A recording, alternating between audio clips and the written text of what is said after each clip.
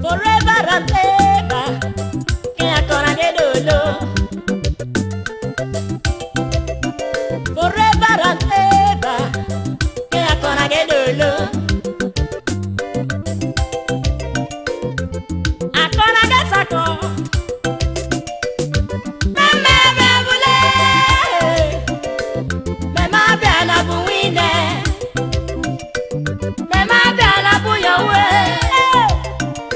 Mais Jesus c'est quoi que ça?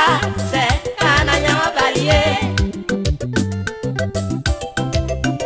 Mais Jesus c'est quoi que ça? C'est Cananya Balié.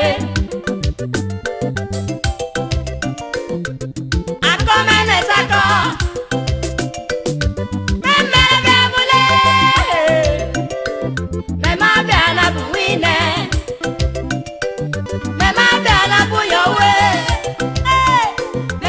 C'est quoi que ça?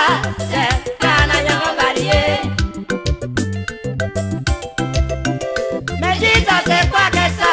C'est Cananya Balié.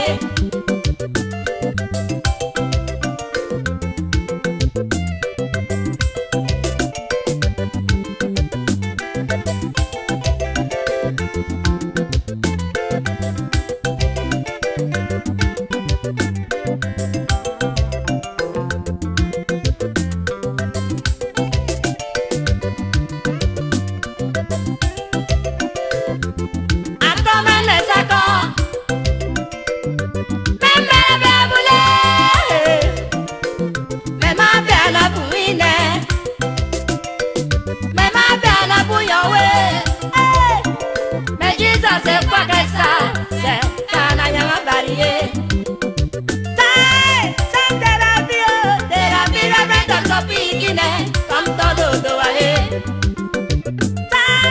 C'est de la vie, dans ton pays, comme todo doale.